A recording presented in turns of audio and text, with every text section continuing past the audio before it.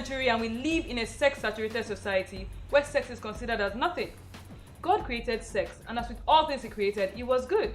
However, there are rules that guide the unification of man and woman as one flesh, and that is, it should be enjoyed in matrimony. Welcome to Caliphate Forum. I'm May, and today we'll be answering the question, why save sex for marriage?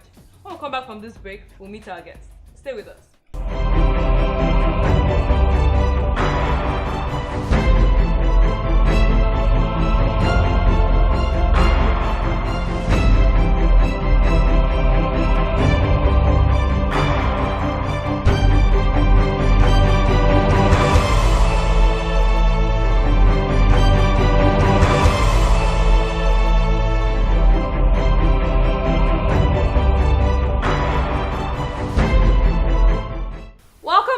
We're discussing why no sex before marriage.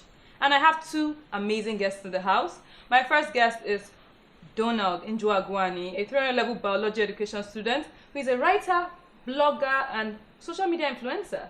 And we also have Chief Ernest Ike, who is a chartered accountant and also a marriage class instructor. Welcome to this. Thank you. I'm so happy to have you here. Thank you. Please let us go into this gist, and dissect it so that everybody can understand, because I actually enjoy this topic.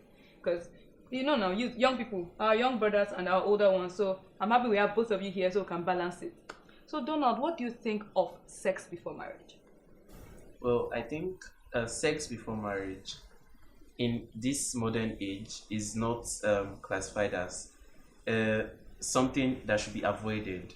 Sex before marriage, it's considered as something that everyone engages in, like everyone practices. But if we look deeply into the topic, it's actually the main reason why sex was created was to be enjoyed in marriage. So True. I feel like sex should only be enjoyed in marriage. Okay, so Chief, what do you have to say?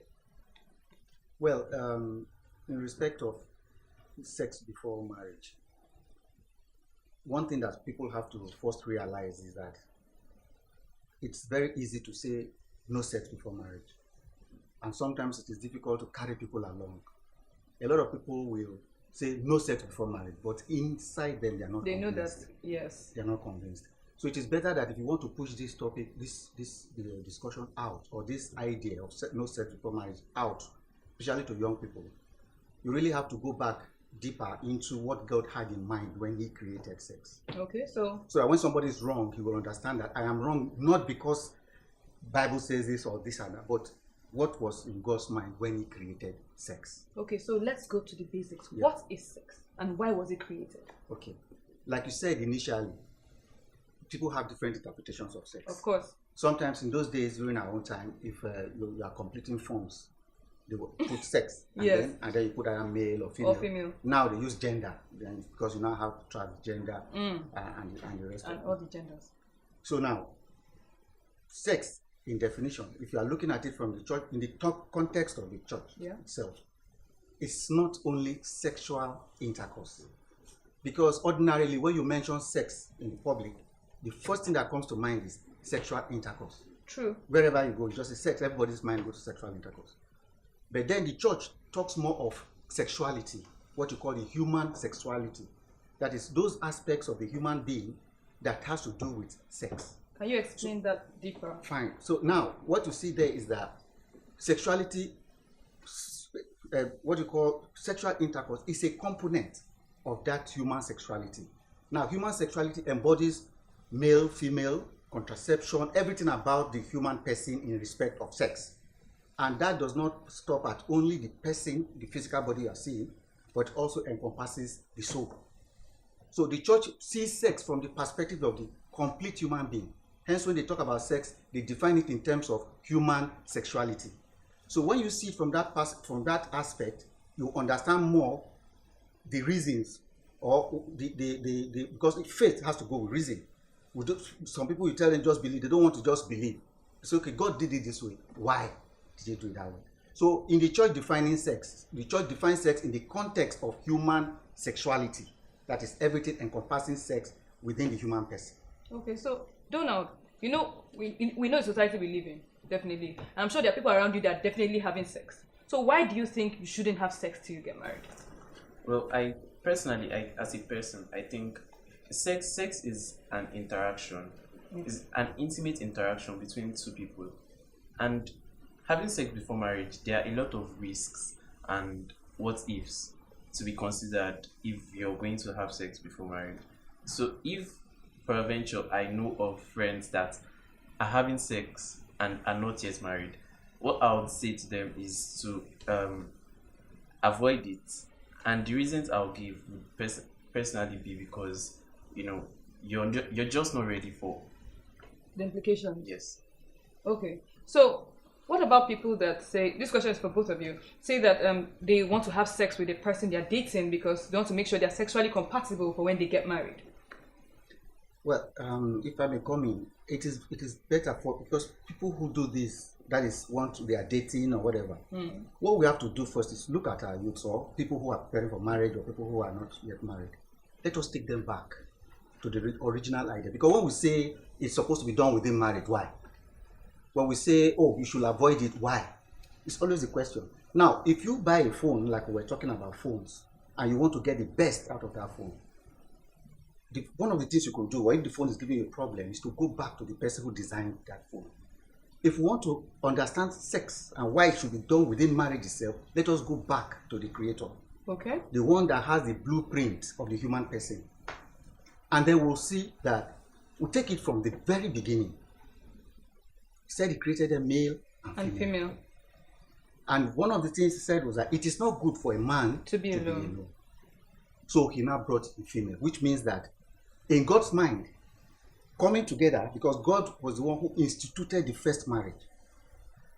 In God's mind, he had the idea of male and female. And then he said he created them in his image and likeness. Which means it's not just the flesh, the human person you are seeing physically, but he also breathed in him and gave him a soul. And then what next God said was, go ye and multiply. Which meant that if the man is going to meet with the woman, it is not just a bodily union. Okay, it's a union of the soul. And then God breathed in them, gave them that life-giving spirit, and said, go ye and multiply. Now, when he has told them, go ye and multiply, you find that the multiplication means the child comes from the parents. If God wanted to propagate human beings from the man, it would have been very easy because he did that with Adam. If he wanted to propagate human beings from a woman, it's very easy because Jesus came from Mary without the intervention of a man. So in God's mind, from the very beginning in his design, is that these children should come out of a family, a union of man and woman. Okay. Which intertwined with love. Because when Adam saw the wife, or when he saw the woman, he said, this is flesh of my flesh and bone of my bones. So you're saying compatibility here is not really an issue because that was the reason why God created them to come together. They come together. If you look at, even if you look at the design, how God has actually designed the human person, the man's sexual faculties is useless without that of the woman. Okay. And the woman's sexual faculty is useless without that of the man. Which means in God's mind, when he was designing it, the two should actually come together. And that is how the two become one. Okay, so Donald, what do you think about people that are planning to get married and they say, why wait when we just get married in a few months' time or a few weeks' time? So why still wait till then? Well, basically, I'm looking at people that are about to get married and they feel like, okay, there's no need waiting till like, we're getting married already, so we can as well just... We should actually look at what the biblical implication of sex before marriage, whether or not it's a day to the wedding, it's still a sin. Whether or not you know that you're going to get married in like 1 hour's time and then you have sex before, as far as you're not married yet, sex before marriage is a sin. So yeah. Okay, so before we continue the conversation, we normally take opinions of people about what they think about the topics we handle. So let's hear what they have to say and we'll be right back.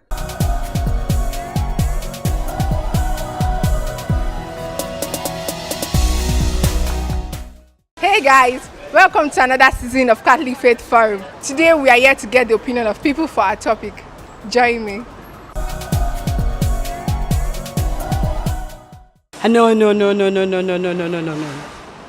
I say no to it. Because the dignity of a woman, both sides, whether man or woman, is to keep your virginity. Bible tells me, bed undefiled.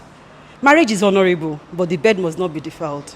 A lot of parents now, the glory is that when you have a child that is married on the marriageable or is married and you are being celebrated that, oh, he's a virgin, oh, she's a virgin, you know, the sky is not even there. I'm praying towards it, and I tell my children that's the honor they can give me as a child, and I'm expecting it. No, because it's not proper. It should be the height of a commitment. Love should be total, and sex should be an expression of that total love. You can't give what, I don't know how to put it anyway, but you can't give what should come at the end of the game at the beginning of it. That's my take. There is a legal thing I'm looking for. It's like an agreement and the oath. At the end of it all, you have to put the agreement into action. That is what love should be. You have the commitment between the man and the woman. Then sex should be an expression of that love, something that is total, that will bind them all through life. So it's not something we should toy with, because it's at the heart of our being.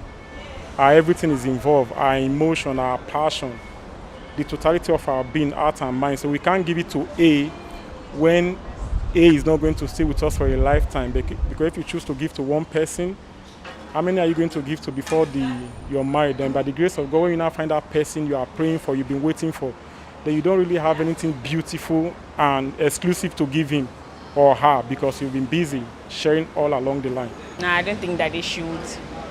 Because, well, I'm a Christian and the Bible is my final authority. So I think that people should not have sex before marriage. Well, the church forbids it, so no. People should save sex for marriage. Celibacy is cool, like really cool. You don't have to answer to anybody. Like when you're free, when you know you're doing the right thing, saving yourself for marriage, you can go about freely. You'll not be scared of diseases, unwanted pregnancies that could also lead to abortion. And then you trust yourself.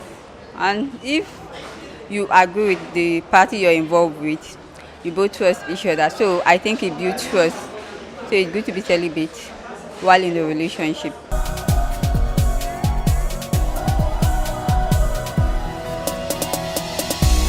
Welcome back. It's always interesting hearing people's opinions from the street. Okay, before we went on break, we were talking about reasons why people give for having sex before marriage. So there's this thing where, especially we as Africans, we believe once we've done the traditional wedding, you have married. So what's stopping us from having sex? So what do you have to say about that? Because technically, traditional marriage is our own culture. Well, one has to first recognize the fact that there is the marriage in the order of nature, and then the marriage in the order of grace. Okay. Now, when Christ did not institute marriage, but he only brought it, elevated it to the order of grace. When he said, in the time of old, it was like this, now it's like this. Which means that, but Christ said another thing, he said, what God has joined together, let no man put asunder. Now you come up and you say you want to be a Christian, which means that you have to go with the Christian precepts in everything that you do. Of course. The church respects traditional marriage, but does not give it the place as if it is a valid marriage that can take the place of the church marriage. Now, the church also looks closely at some of the aspects of tradition. When they say they respect, there are some aspects they may not want to accept, which means that if the church has given regulations as regards saying that it is fornication, adultery, and the rest is a sin, the fact that you have not come to the fact that you are already in the church and that declares it a sin means that even when you are in the traditional, after doing the traditional marriage, you are coming forward to the church to say you want to become, because you are a Christian, you now want to elevate it to that order of grace. You cannot now take the rules of the traditional. You have to keep to the rules of the church. So if you're a traditionalist, you can stick with that one. If you want to remain traditional, go ahead. But remember that you are not protected there, because the traditionalists will not tell you that it's only one wife. True. It means, so you cannot put your leg here and put your leg that way.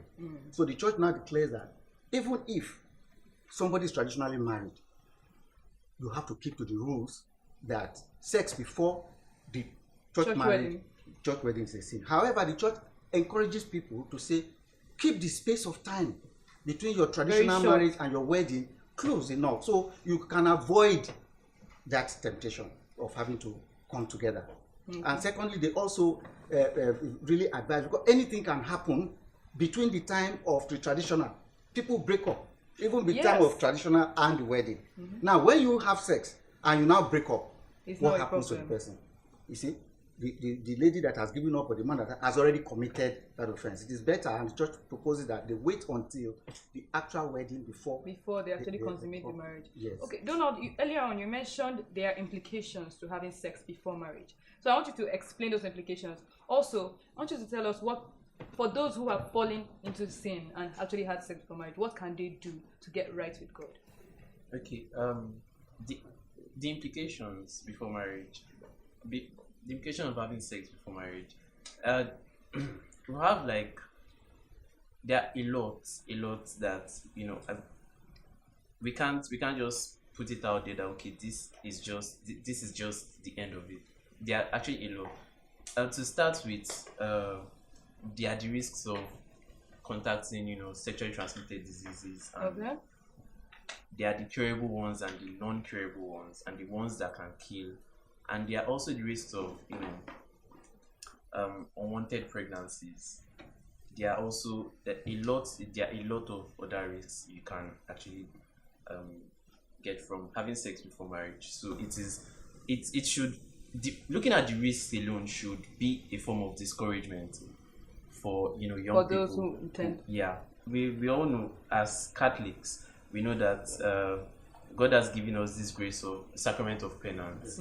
And although it is not advised to actually take advantage of that grace that God has given us, because you can't say, okay, you have sex and then go and confess just because and then go back and come back and go back just like that. It's not encouraged. So if a person wants to get right with God, that we all know that salvation is a personal race. So if you want to get right with God, there is no use going for confession, confessing your sins, and then going back to the sin again. It just does not work out.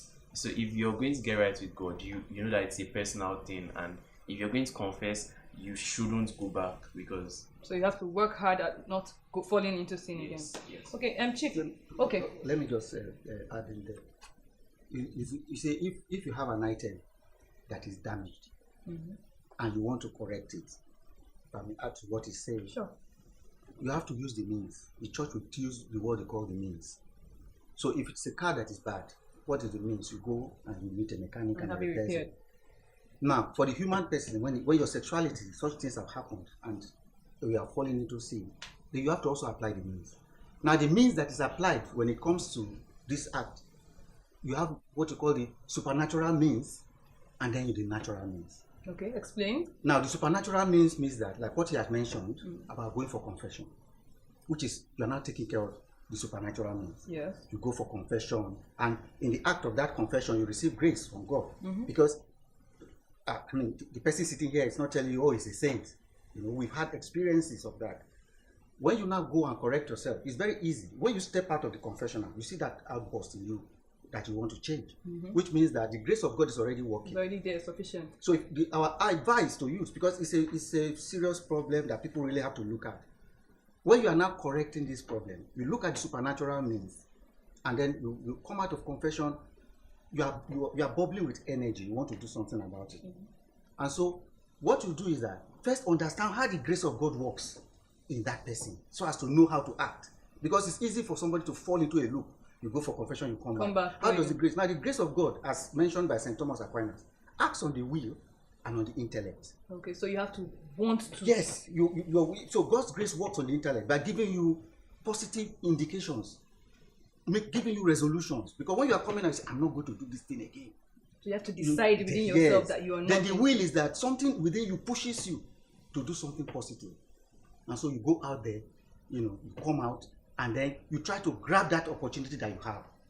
But there's something that's a bit of a problem too that people face in trying to solve this. They fight against, they want to fight headlong against the sin. They say, I am not going to talk to this person, I'm not going to do that, it doesn't not work that that easy. way. So maybe later we can talk about that aspect. You don't face it like that. Most times you fail because there are two principles. First is what was said by Futenshim, that you drown evil with abundance of good. Wow. Okay. So when you know you have a vice that you are fighting, you don't fight it headlong. You fight it by improving the opposing virtue. Do you get? I don't know whether I can complete or if it's something. Yeah, just explain briefly. So if now I have a problem with going back to that sin, Yes. I watch out for my crowd. I look for the kind of people. You have your Catholic youth things here and there going on.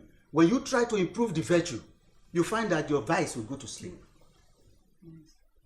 You understand? Yes. So if now, for example, you go for Stations of the Cross, immediately after Stations of the Cross, the likelihood is that when you are stepping out of that place, somebody tells you something negative, there's a great tendency that you may not react negatively. You may just say, no, leave me alone. Okay. So when you increase prayer life and the rest, after that confession and the rest, when you increase such things, you are now applying the human means, which I was talking about, which is these little things that you need to do. Because if you say, I'm going to fight, I won't talk to this my friend again. But remember a few days ago, there was a reading at Mass about the paralytic who was lying down there 38 years. When Christ asked him, do you want to be well? He said, there's nobody to help me. If you run away from your friends, who is going to help them? Okay, thank you very much. So anyway, we'll touch on that. Yes, thank you very much, Chief. Unfortunately, we're out of time. So the urge for sex will always be there. I heard that once from a priest. But we need to battle that demon called sex before marriage, because sex was created for a reason, and if it's not enjoyed for that particular purpose, then we're all falling in sin. So let's cut now to Judith and Collins for today's episode of Know Your Faith.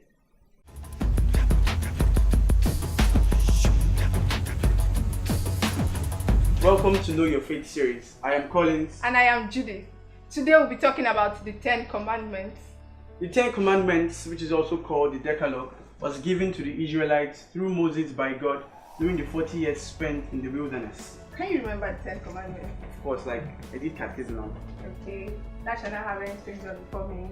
Thou shalt not use the Lord's name in vain. Remember to keep the Sabbath day holy. Honor your father and your mother so your days may be long. Thou shalt not kill. Thou shalt not commit adultery. Thou shalt not steal. Thou shalt not bear false witness. Thou shalt not covet your neighbor's goods. And thou shalt not covet your neighbor's wife. Or husband. Or You see, the husband. 10 Commandments have been divided into two. The first 3 talks about our relationship with God, and the other 7 talks about our relationship with our neighbors. The 10 Commandments is binding on all Christians. It is a platform which all Christians agree with each other, and the 10 Commandments is whole, meaning that you do not get to choose which of the 10 you want to do or follow. Eternal life is conditional, meaning that for you to attain salvation, you have to follow the entire 10 Commandments. God has sent Jesus to be the Redeemer and Lawgiver. He came and gave us just 2 commandments, that is, love of God and love of neighbor. But then I feel like in this time and age, if Jesus was to give us a different commandment, it's going to be different from what he gave them back then. Why? Because, I don't know, there are new ways of committing atrocities these days. New ways as in how?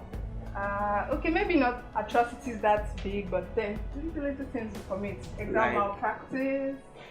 Exam malpractice in itself is still a sin. Like, I mean, you're basically stealing an idea that is not yours. So even if you're peeping in someone else's work, it's still stealing. So it is still a sin. Basically, there is no sin that is not covered in the 10 Commandments. Okay, alright, I agree. So basically, the 10 Commandments has been summarized into 2 by Christ: the love of God and the love of neighbor. All in all, the commandment just preaches one thing: love. Thank you for joining us today. I'm sure you've gotten something out of it. Till next time, Be be bold, bold, be be Catholic.